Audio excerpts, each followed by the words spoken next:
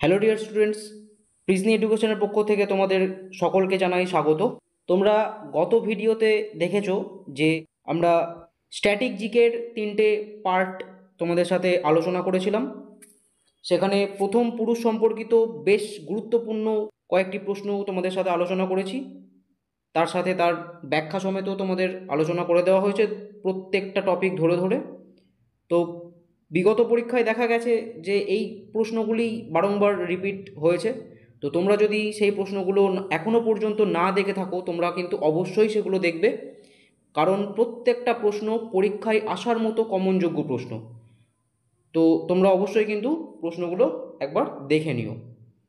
আজকের ক্লাস শুরু করার পূর্বে তোমাদের জন্য একটি প্রশ্ন রয়েছে। প্রশ্নটা কি বলেছে? 49তম প্যারালাল লাইন যে দেশের মধ্যে দিয়ে অবস্থিত? তো তোমরা সকলেই প্রিপারেশনের মধ্যে দিয়ে রয়েছো, সকলের পারা উচিত প্রশ্নের উত্তরটা। তো যারা যারা প্রশ্নের উত্তরটা দিতে পারবে তারা কমেন্ট বক্সে এসে আমাকে উত্তরটা জানিয়ে যেও, তাহলে বোঝা যাবে প্রিপারেশনের মাত্রা আমাদের কোন পর্যায়ে রয়েছে এখন। চলো আজকের ক্লাস শুরু করা যাক। তোমাদের জন্য প্রথম প্রশ্ন, কোন ভারতীয় রাজ্যে দীর্ঘতম উপকূল রয়েছে?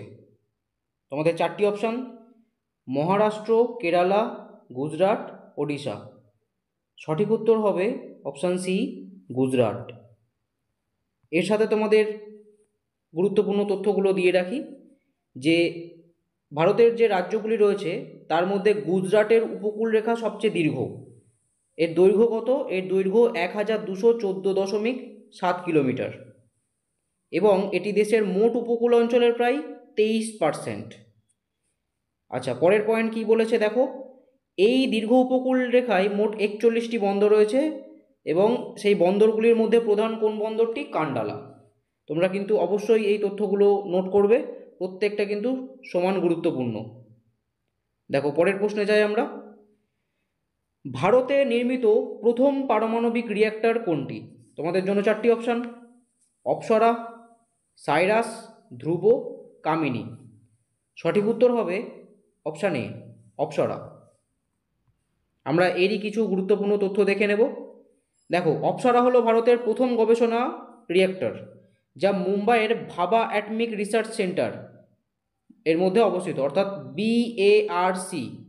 এর ফুল ফর্ম হচ্ছে ভাবা অ্যাটমিক রিসার্চ সেন্টার। অনেক সময় এটা পরীক্ষায় আসতে দেখা গেছে, তোমরা নোট করবে অবশ্যই।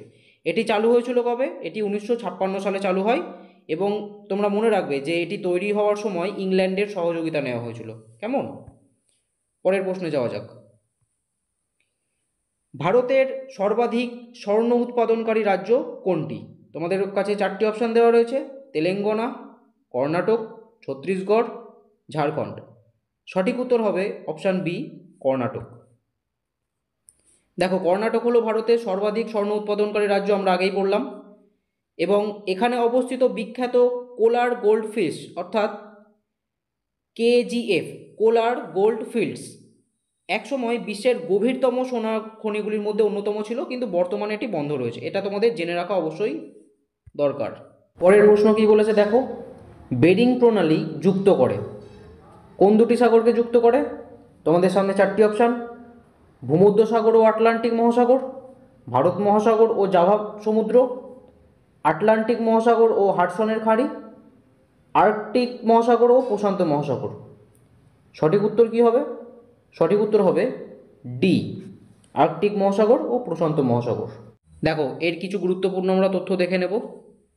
বেরিং প্রণালী এশিয়া মহাদেশকে উত্তর আমেরিকা মহাদেশ থেকে বিচ্ছিন্ন করে এবং বেরিং প্রণালী এটি ডেনমার্কের অভিযাত্রী ভিটাস বেরিংয়ের নাম অনুসারে কিন্তু নামকরণ করা হয়। এটা অনেক সময় পরীক্ষায় দেখা গেছে, তোমরা অবশ্যই এটা নোট করবে। দেখো, তোমাদের সাথে যে প্রশ্নগুলো আমরা আলোচনা করি শুধু সেই প্রশ্নগুলোই কিন্তু গুরুত্বপূর্ণ নয়, তার সাথে যে আমরা ব্যাখ্যাগুলো তোমাদেরকে দিই তার মধ্যেও কিন্তু পয়েন্ট থাকে যেগুলো পরীক্ষায় আসার মতো। ঠিক আছে? তো তোমরা সকলেই কিন্তু নোট করবে। পরের প্রশ্নে যাওয়া যাক। নিচে কোনটি দক্ষিণ আফ্রিকার প্রশাসনিক রাজধানী? তোমাদের 4টি অপশান: কেপটাউন, ব্লুমফন্টেন, প্রিটোরিয়া, ডারবান। তো সঠিক উত্তর হবে অপশান সি, প্রিটোরিয়া। দেখো, দক্ষিণ আফ্রিকার 3টি রাজধানী শহর রয়েছে। প্রশাসনিক রাজধানী কি রয়েছে? প্রিটোরিয়া। আর আইনি প্রণয়ন বা সংসদীয় রাজধানী কি রয়েছে? কেপটাউন। আর বিচার বিভাগীয় রাজধানী রয়েছে ব্লুমফন্টেন। দেখো, তোমাদের কিন্তু বাকি 3টে সম্পর্কেও জানা হয়ে গেল। পরের প্রশ্নে বলেছে, নিচে দেওয়া কোনটি প্লাস্টিকে ব্যবহার করা হয়? তোমাদের সামনে 4টি option: butane, ethylene, krypton, ammonia. আচ্ছা, এরই সাথে বেশ কিছু আমরা গুরুত্বপূর্ণ তথ্য দেখে নেব। দেখো, ইথিলিনের মোট উৎপাদনের 60%-এর বেশি প্লাস্টিক শিল্পে ব্যবহৃত হয়, এটা তোমাদের জেনে রাখা অবশ্যই উচিত। যেমন পলিথিন তৈরিতে বা যা প্লাস্টিক ব্যাগ, বোতল প্যাকেজিংয়ে ব্যবহৃত হয়। এছাড়াও এটি ইথিলিন অক্সাইড তৈরিতেও কিন্তু ব্যবহৃত হয়ে থাকে। তোমরা এগুলো মনে রাখবে। দেখো, পরের প্রশ্ন কি বলেছে, দাস বংশের প্রতিষ্ঠা কে ছিলেন? তোমাদের সকলেরই পারা উচিত এটা। 4টি অপশান: নাসিরউদ্দিন মাহমুদ, রাজিয়া সুলতানা, কুতুবউদ্দিন আইবক এবং গিয়াসউদ্দিন বলবন। সঠিক উত্তর হবে কুতুবউদ্দিন আইবক। দেখো, কুতুবউদ্দিন আইবক ছিলেন দাস বংশের প্রতিষ্ঠাতা, এটা তোমরা আগেই পড়লে। দাস বংশ বা মামলুক রাজবংশ এটি 1206 থেকে 1290 সাল পর্যন্ত রাজত্ব করেছিল। পরীক্ষায় কিন্তু এই প্রশ্ন বহুবার আসতে দেখা গেছে। দাস বংশের রাজত্বকাল, তো সেই রাজত্বকাল কত হবে? 1206 থেকে 1290। তিনি দিল্লিতে কুতুব মিনারের নির্মাণ কার্য শুরু করেছিলেন। অর্থাৎ এই যে কুতুবউদ্দিন আইবক, তিনি কি করেছিলেন?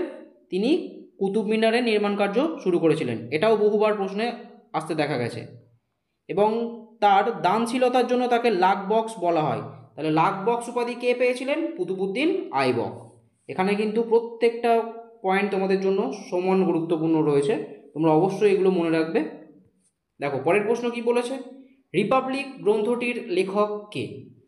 4টি option: T S. Eliot, Plato, John Ruskin, Leo Tolstoy. সঠিক উত্তর কি হবে? সঠিক উত্তর হবে option B, Plato.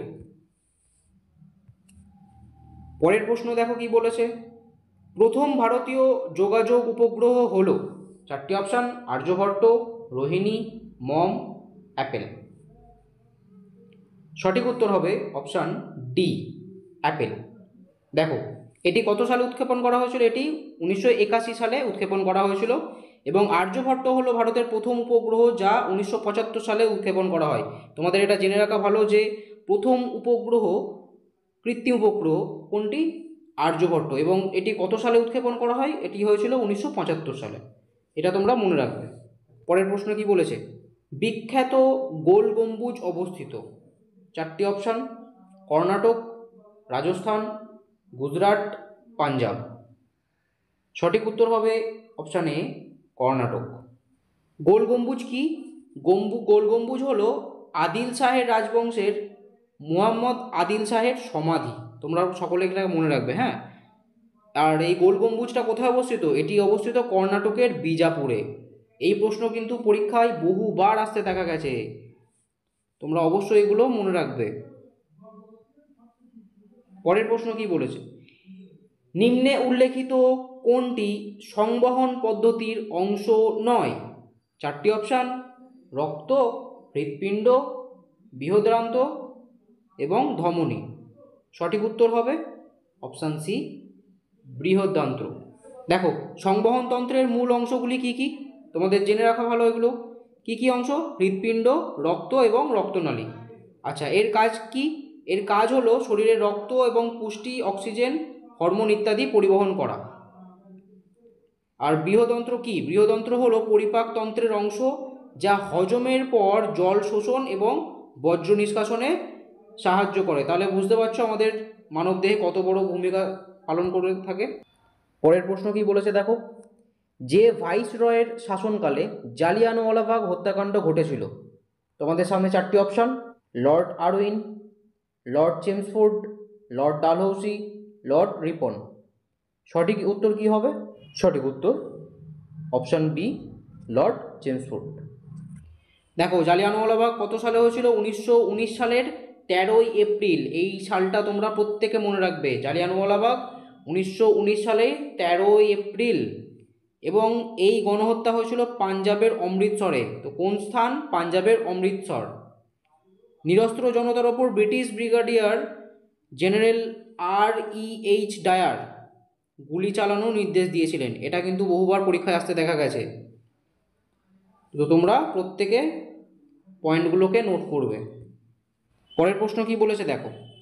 Global climate change alliance হলো যার উদ্যোগ European union, continental union, world union নাকি গ্রিক ইউনিয়ন? সঠিক উত্তর হবে ইউরোপিয়ান ইউনিয়ন। দেখো পরের প্রশ্নে কি বলেছে। সাহিত্য একাডেমির সদর দপ্তর অবস্থিত হলো, চারটি অপশান, মুম্বাই, ব্যাঙ্গালোর, হায়দ্রাবাদ, নয়াদিল্লি। সঠিক উত্তর হবে অপশান ডি, নয়াদিল্লি। দেখো এটি কত সালে প্রতিষ্ঠা হয়? এটি 1954 সালে প্রতিষ্ঠিত হয়েছিল এবং সাহিত্য একাডেমি প্রতি বছর বিভিন্ন ভারতীয় ভাষায় পুরস্কার প্রদান করে থাকে। এটা তোমাদের জেনে রাখা ভালো। পরের প্রশ্ন বলেছে ভারতে গণপরিষদ গঠনের পরামর্শ প্রথমে কে দিয়েছিলেন? রাজেন্দ্র প্রসাদ, M.N. রায়, B.N. রাও, B.R. আম্বেদকর। সঠিক উত্তর হবে M.N. রায়। দেখো M.N. রায় অর্থাৎ মানবেন্দ্রনাথ রায় 1934 সালে একটি গণপরিষদ গঠনের পরামর্শ দিয়েছিলেন। পরে 1935 সালে এটি ভারতীয় কংগ্রেসের সরকারি দাবিতে পরিণত হয়। তাহলে 1934 সালে তিনি পরামর্শ দিয়েছিলেন এবং 1935 সালে এটি ভারতীয় জাতীয় কংগ্রেসের সরকারি দাবিতে পরিণত হয়েছিল। অবশেষে ক্যাবিনেট মিশন পরিকল্পনার অধীনে 1946 সালে গণপরিষদ গঠিত হয়েছিল, যা ভারতের সংবিধানে খসড়া তৈরি করেছিল। দেখো পরের প্রশ্ন বলেছে ভাবা অ্যাটমিক রিসার্চ সেন্টার, BARC, ভাবা অ্যাটমিক রিসার্চ সেন্টার ফুল ফর্মটা তোমাদের জেনে রাখা ভালো। এটি কোথায় অবস্থিত? চারটি অপশান, চেন্নাই, তারাপুর, হায়দ্রাবাদ, মুম্বাই। সঠিক উত্তর হবে ডি, মুম্বাই। দেখো এটি মুম্বাইয়ের কোথায় অবস্থিত? মুম্বাইয়ের ট্রম্বেতে অবস্থিত। দেখো প্রথমে তার কি নাম ছিল? তার প্রথমে নাম ছিল অ্যাটমিক এনার্জি এস্টাবলিশমেন্ট ট্রম্বে, ঠিক আছে। 1966 সালে হোমি জাহাঙ্গীর ভাবার মৃত্যুর পর এর নাম পরিবর্তন হয়। তোমরা এগুলো অবশ্যই নোট করবে। পরের প্রশ্নে যাওয়া যাক। পলাশির যুদ্ধে ইস্ট ইন্ডিয়া কোম্পানির বিরুদ্ধে কে যুদ্ধ করেছিল?